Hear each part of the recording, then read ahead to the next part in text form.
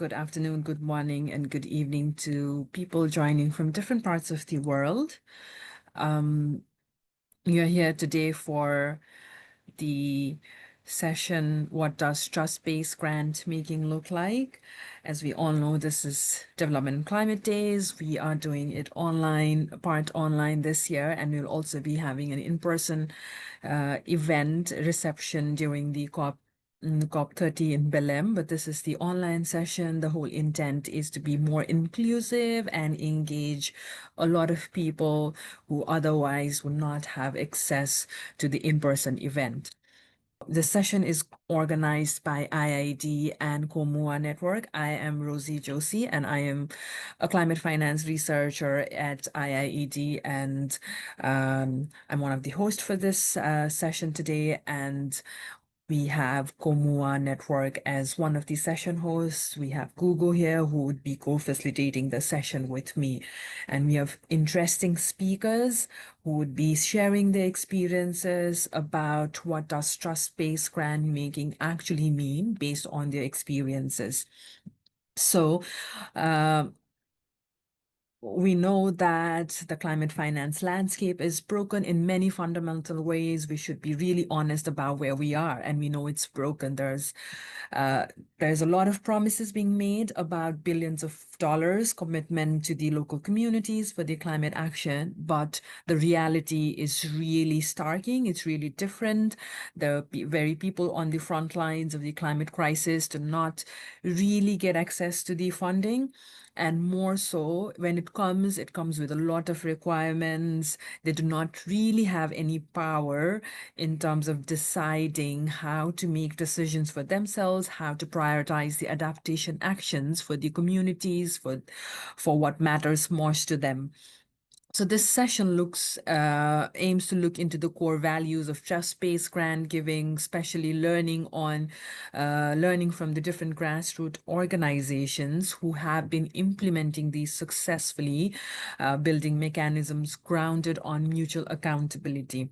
So trust-based grant giving is not just about simplifying the systems, but it's about shifting the power to those who really need it, the communities at the forefront. So those people who actually know what solutions work for them. So that's about the trust-based grant giving. And we know that a lot has been done, especially in the global south, by the local communities on the trust-based grant giving. And we will be hearing more from them today. We have three speakers today.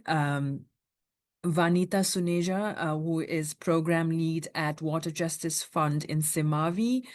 We have Georgia Nicolaou from Institute Pormanibuco, and then we have Ratna Pavitra from who would like to be called as Wita, so we are calling her Wita, and Wita is from the Samdana Institute, and who looks into the grant making at the Samdana Institute.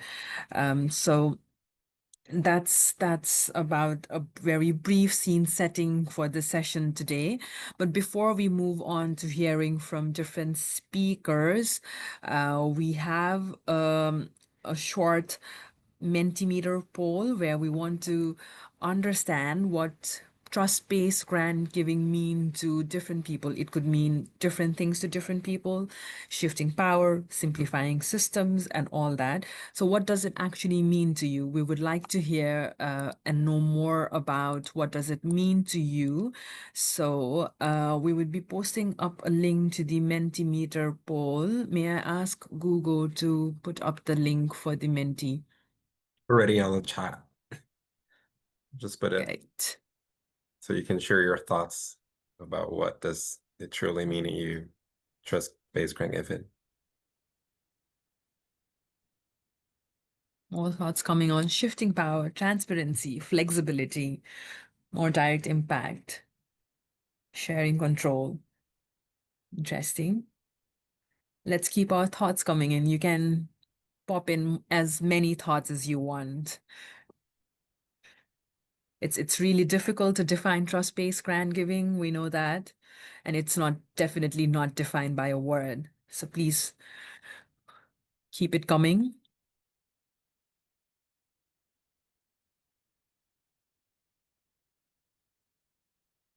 Any more thoughts coming in? Or what does trust-based grant giving mean to you?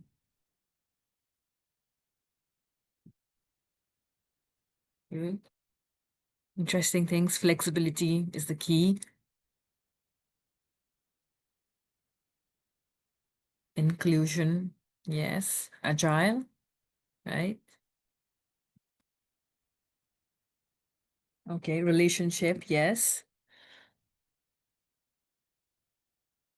Beyond projects, very true. I like how it is moving with lots of ways to define trust-based grant giving. And like I said earlier, it's very clear that there's not one thing that's going to ensure the trust-based grant giving. And I guess we would be hearing more about it from our speakers. It's not just flexibility. It's more than flexibility. It's about relationship building. It's about downward accountability. It's about empowering the communities. It's about being more community driven. Wow, so many thoughts coming in, and it really means trust-based grant giving is more than just two words here, and we would be hearing a lot about these from these speakers. So I guess maybe we move on to the interesting bit where we would be hearing what has been done, how the trust-based grant giving has worked in different contexts, how it has been flexible, how it has been community driven, how the relationships have worked in all the different contexts, how the downward accountability has been ensured. Have we been able to move beyond projects? Are we able to ensure the long-term funding? So let's move on to that interesting bits of hearing from different experiences. And if you have any thoughts still, the Mentimeter link would be live. You could until the session, so you could just keep your thoughts coming in. But in the meantime, we would be hearing from our wonderful practitioners, and we would definitely have some interesting lessons, useful lessons for the funders, I believe, from this session. So I will hand it over to Google, who would be facilitating the chat with our wonderful practitioners. Thank you. Hi everyone, my name is Gugu. I am from Rede Comuá, which is a network of 18 independent grant-making organizations from Brazil. We represent the independent philanthropy in Brazil, and we're really, really happy to be co-hosting this session alongside IAD and with these amazing speakers. Today we have Georgia Nicolau from Procomum Institute, which is also part of our network here, Rede Comuá. We also have Vanita from Simavi and working across the Water Justice Fund, and Wita from Sandana Institute. It's a big pleasure to be co-creating this space with you all. And to start the conversation, we would like to maybe address with guiding questions for each one of you so you can all tell your different stories and practices. Maybe we could start with Vanita. Vanita has been working across Simavi, and we'd just like to ask you directly, what has been your experience with trust-based grant giving? How has been your walk towards this matter? But also we see that Simavi is really, really worried about other possible approaches, also about unlearning different approaches that people have been teaching us for ages. But what does your walk has to do with participatory grant making? And how has been your walk towards trust-based grant giving? Yeah, this is the first question to Juanita. So thanks, Google. As I was just looking at Mentimeter results and looking at different words, they were coming agility, flexibility, inclusion, and many such words. I was just remembering my own journey when I joined the sector 30 years back. And I was just thinking that the kind of work we used to do 30 years back, with small groups going to field, like a young program officer going to field, sitting with them, and there was no pressure that the budget should be this much. Of course, there were small budgets at that time. The budget should be this much, the activities should be this, so there was no pressure. It was like such co-creation, sitting at the field with the community based organization, talking to the communities, and there was so much of iteration that you can always change it. You can come back and talk to your organization, and you say, this is what young people like us, 22 years old, we can take those decisions. We can go there. The CBOs, village level animators, can take those decisions. They can talk to the communities. So what I mean to say is that in the so some of these new words have come, but if you look at the sector, and some years back in 70s and 80s, there was a lot of this kind of organic movement building, the funding, the granting based on a lot of trust relations. And I also realized that a lot of funding was given as unrestricted corpus budget. So the organization were able to, build offices, make, they will have vehicles, and they, which will support basically for them to do whatever work they want to do. They can set up the agenda and all that. And what I realized over the years, as we move on, so all these log frame indicators, slowly things started becoming very constricted with 1 year kind of funding. And the funding could be so much that you have to just spend it because it's 1 year, and then you get for the next grant, and in this manner. And then the overall, with certain kind of predetermined agendas, when the whole development sector in a way started shifting. And I'm very happy that we are again started talking about trust based giving. Though I would say it is not a learning a new thing, but it's basically unlearning. People who have been in the sector, I would say it's more of an unlearning, getting the that kind of co-creation things to be come back and working on that. And sometimes when I read, one reads that traditional giving, because we don't see that traditionally there has been a phase when it was much more free, much more unrestricted. Then there was a phase of in 90s and in the last 20 years, where it became very, very corporatized, very professionalized, in a way that it restricted it.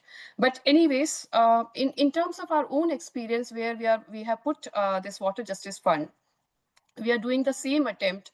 And it's the whole participatory grant making, so which again goes a step further, in the sense that the communities are able to take those decisions. The funding will go to the community level, and then there are certain tools through which we try to do that. For example, the role of the partner organizations when we work in Asia or in Africa, it is very different. It's very different, because the role of partner is basically of accompaniment to support the different community groups for them to make their own proposal. So it's not the partner which is determining, it's not Simavi which is determining, it's the different community groups who will say, okay, and this may differ, because it's not given that it's not determined, so the solution will differ from one place to other, one community to the other, 1 year to the other, the second year. It could be something, I mean, just to give an example, the variety of interventions, because when you do this kind of granting, is enormous, in the sense, for example, in Bangladesh, when we are working, there could be a kind of intervention where they want to desilt the river. At the same place, there could be another community who just wants a hand pump. So there's a large variation where where you work, and the solution basically depends what communities want. I think the second challenge and the kind of work which is required by us is also it's just not the decision making by the communities and doing that kind of implementation, but it's also like the whole financial management, whether the financing are going to the community level. So it's not the implementing, not the partner which is going to do the financial management. The fund, even if a small or big, it will go with the communities, and we and the partners, we hope that this is they are capable of spending their own money for their own procurement. And in terms of streamlining the reporting requirement, so even the proposal need not to be in standardized formats, or in only in one language. So some of these experiences we have. And And also there is a whole setup of capacity building. So it's not the capacity building of all the time experts going from outside, but how different community groups are coming together, learning from each other, whether face to face or through some other mechanism. So the whole peer learning mechanism which needs to be there. We also follow another tool of because the budgets are limited. So if there are, say, 20 community groups who wants to do this or that, how do you decide? Who will decide? So for that also we do have a system where the local experts, a local committee will be, constituted, and they would be the ones who would be deciding or, looking at different proposal, talking to different groups and deciding, okay, in our ranking, these 10 groups should get this funding. So again, kind of, not taking that power of decision making on behalf of the of the funder or the implementing agencies, but leaving it at the local level. So some of these, tools, I would say, or the processes have helped us to actualize the participatory grant making on the ground.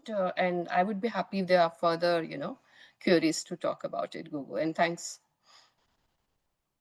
Thank you so much, Vanita. It's very interesting to hear your thoughts on how different it was in the past and how free maybe we were when it comes to grant giving, and like also the organic movement that you all driving alongside the mechanisms that you're all developing inside FIPSIMAVI and the Water Justice Fund. And speaking about listening and unlearning things, I would also like to call Georgia to speak a little bit more about her experience, specifically take into account that Procomum is member of Comuá, and it's a very territorial organization, and it's been working so close to the territory. And one thing that I would like to maybe listen more about it, and like how do you unlearn things when you're so close as well and learn together, is how does that shape the relationship of grant giving?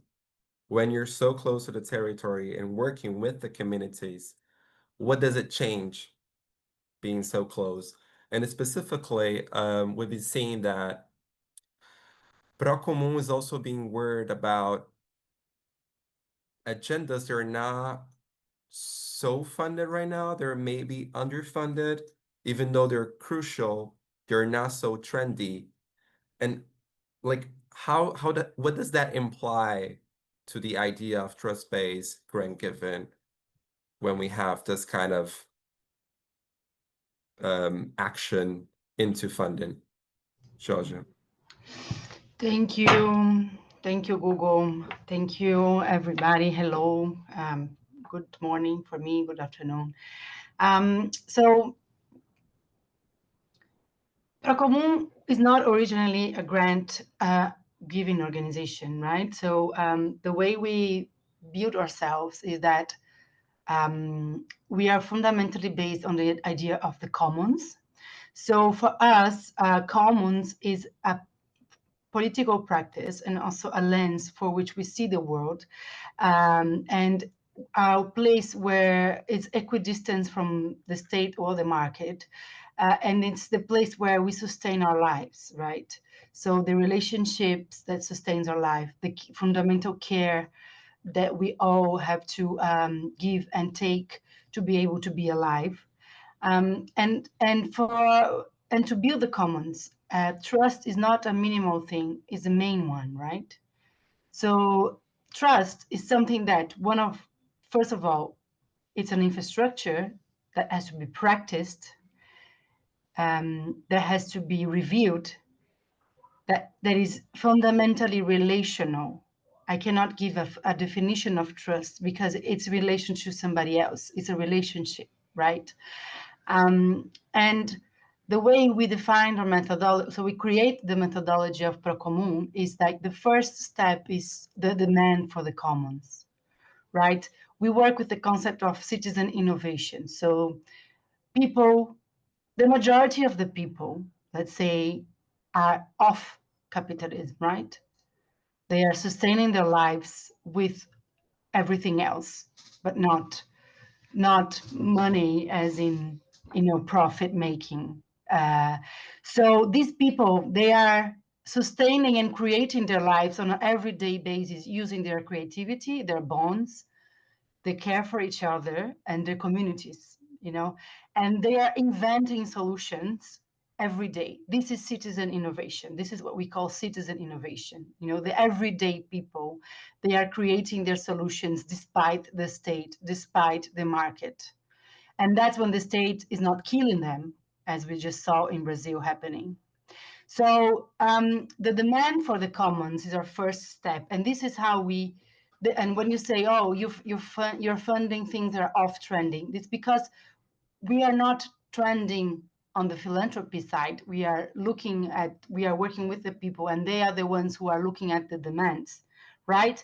So to give you an example, our public security project, it was born out of a big operation that the police made in the territory where we have a citizen lab.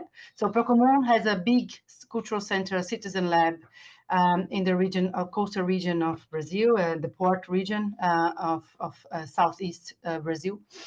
2 years ago, the state, the police killed many innocent people, in a movie that we've seen again and again. From that, we started listening to people, and then we created the program, and then we created the labs, and then we created the projects and the prototypes. So it's the other way around, right? We don't hear what the funders want and then go. We are with the people, looking at their lives and what are we creating for ourselves, and then we go to fundraise. Of course, it's a lot of work to then try to sell that on the funding market, because this is what it is, right? It's a fucking market that you have to be, marketing yourself all the time. But let's not talk about that now, because we want to talk about the good things about creating relationships, right? And I think really we have 7 steps in our methodology, and the grant giving is connected to an infrastructure of collaboration. So usually we are not giving grants for one people. We are giving grants for the people to participate in the labs that we do. So they're giving, of course, individually they're getting money as a resource for their time, for their creativity, for their intelligence. But then we give grants for prototypes. So people are collaborating with each other to develop solutions. And this can become a policy, a public policy, can become a collective, can become, a piece of art, a movie, an exhibition. And the outcomes is really up to the people and from the interaction between them and the problem they're trying to solve. I don't know if I make myself clear, but I don't want to go off my time, so maybe I'll spare for the next round. Yeah, you did make yourself clear. Very inspiring to hear the experience that Procomon has, and they've been doing amazing work in Santos, the Baixada Santista, and close to São Paulo. And also the different methodologies that they've been developing to create collective power. And also the other experience that we would like to hear today is coming from Rita from Sandana Institute. And one of the things that Sandana Institute says a lot is listening and co-creating, which I also think has a lot to do with what Vanita and Georgia said, but mainly also funding the unfundable. So how do you see these two statements in Sandana Institute practice, Rita? Yeah, thank you, Google. Good evening, good afternoon, good morning, everyone. So, at Samdana Institute, listening and co creating involve engaging with others, with our partners, through attention, through empathy, collaboration, and it means understanding a diverse perspective, valuing shared experience of our partners, and working together to shape ideas or solutions rather than imposing decisions that we had. So it's kind of a bottom up process where we and our partners uh, learning together, sharing together the experience. with Samdana, we have been working on the grant giving for the past 20 years in Southeast Asia. We started in the Philippines and then Indonesia and then through Southeast Asia, and then we have several grants, starting from the small grants into the big grants, and we really would like to keep ourselves into a small grant giving, which is the what's really true of Samdana, and where I think it's matters most, because through these grants we could develop something with the partners on the ground, and then we could also build up something that what our partners really needs, instead of what we think we need for them to build up. Yes, Thank you so that's it. much. Thank you so much, Rita. These are very impressive ways that also like being accompanying the work of Sandana for a minute now. And also we met in CBA, one of the ID's event, and it was so special to meet with you all there. So yeah, I think we should maybe like try to now take into account these experiences, these stories. Maybe we could go into breakout rooms and discuss more collectively what it means to all of us, trust-based grant giving. Yeah, I'll just create the breakout rooms. I'm sure a lot of interesting discussions was happening in different rooms, but I'm so sorry I had to bring you back. Okay, so as I said, I am pretty much sure that there must have been some interesting discussions about the different experiences in different institutions in different contexts. So it will be really interesting to hear from you. So we'll be having a very short popcorn session where we'll be hearing back from what was discussed in different groups. Let's make it very quick, punchy insights from different breakout sessions. We would be very interested to hear what was the key insight coming from different groups, if you heard anything new about what the trust-based grant giving could look like, if you also have some thoughts around what role should different actors be playing in terms of ensuring that grant giving is really trust-based. And if you discussed any interesting new solutions, if you heard of anything powerful coming from these groups, it will be really interesting to hear. So yeah, I'll move to people from, so anybody is feel free to come in and pop up their thoughts from the different groups. So I'll let people pop up their thoughts. I was going to put in the chat actually, just to differentiate. I think between we talked about compliance and the need for compliance and the problems that small organisations or communities just brought together for the sake of climate work would have in matching the claims made by donors in terms of compliance. And out of that discussion, I heard that we were talking about two things. One was that compliance with sort of requirements, especially the ones an organisation like Islamic Relief has, which is about de-risking and making sure we don't give money to bad actors. But also, and that's separate really from the issue around flexibility, adaptive management, the ability of the users of funding to be able to change what they're doing as a result of their learning as they go ahead with implementation, so that nothing's fixed like a log frame, and absolutely necessary in the local environment, I'd have thought. So it's differentiating between those two things, and I think is important. I'll stop there. Thank you. Larissa? Yes, I will just share briefly. In our group, we were exploring a bit more some of the experience of the Samdana Institute, and specifically how they managed to fund the unfundable, and through their approach really accessing and supporting marginalized group that otherwise wouldn't be reached through traditional ways of funding. And Ratna was sharing with us one of the challenges that they've been having on that specifically, which had to do with reporting. And they had to be quite creative and start thinking out of the box in terms of how can reporting be made more accessible to these communities that they were funding. So it was mentioned storytelling and providing videos on a regular basis of activities, which can also help sort of overcoming some of the barriers that are often posed with complex reporting requirements, language, and complexity in formulating very long and lengthy reports that not always manage to communicate the impact of specific activities. Thank you, Larissa.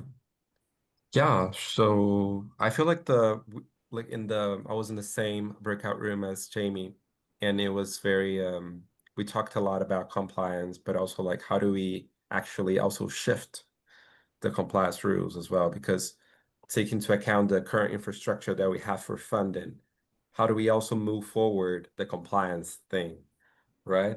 And listening to everybody's comments and also like the stories that we came today, Georgia, Vanita, and Wita from Sandana, it's very clear to me that we have to unlearn things, right? And learn more with the communities in order to do this kind of a learning process. And also, how do we, there's something that Georgia came up with, is that like, how do we demand the commons if we have no trust? So like trust is the main thing rather than accessory or something that we go on the side. So like taking up this experiences, I feel like we have a lot to unlearn, and more like how do we also demand the commons in a way that trust is in the center of this collective action. So I'm very happy to be participating today with you all. It was a very important session. And we also have a very, very good invitation to all of you that if you're coming to COP30 or anything, we're going to be here in Brazil. And we have the Global South House, where we also want to share different experiences about how we can shift power and how we can also shift the way money flows, specifically take into account the experiences and the practices of the people working in the Global South, coming from the Global South. And we feel like the Global South funds, they are doing a very important work to develop new mechanisms so that the money and the power can shift to reach communities. We are working in this project with Sandana and with Procomum, as they are part of Comuá and La Alianza Fondos del Sur, but also with the network of the indigenous communities from the Brazilian Amazon and the Shift the Power movement. Roji, I don't know if you want to come up with something else, but I feel like it's pretty much that. Yeah, I guess it's pretty much that. It's been really interesting to have all this conversation today. And as lots of people in the breakout groups, the speakers were sharing about the different experiences, how we need to unlearn the different things about the grant giving. And it was really interesting to hear about the practices from Georgia, as well as Vita and Vanita, about the different practices and the strong message coming out to unlearn, shift the power, have more effort towards relationship building rather than just having the relationship of shifting the funds. It's about shifting the power as well. So it's a strong message coming from this session, and I'm sure it will be a very good, strong message together with a lot of different sessions happening today at the D&C Days that will be wrapped up and compiled with a very strong message going to COP30. As Google was saying, we are having having an in-person reception for those who are at COP in person. Please join that as well. But before that, we also have another session in next 5 minutes, which Larissa has already posted out in the chat. Please join those sessions as well. And after that, we will be having a closing plenary for the day. Please join in those sessions as well. And with that, I would like to thank everyone who joined today, our wonderful speakers, Google and the Comuá team, as well as the entire D&C Days team who have helped up in setting this up, the Storytile team who has been really helpful in the technical setup, Larissa especially for the note-taking as well. So a lot of people behind the scene who made this possible, and thank you for coming up with a very strong messages and sharing the experiences today. Look forward to seeing you in different spaces and also in the session for the rest of the day. Thank you all.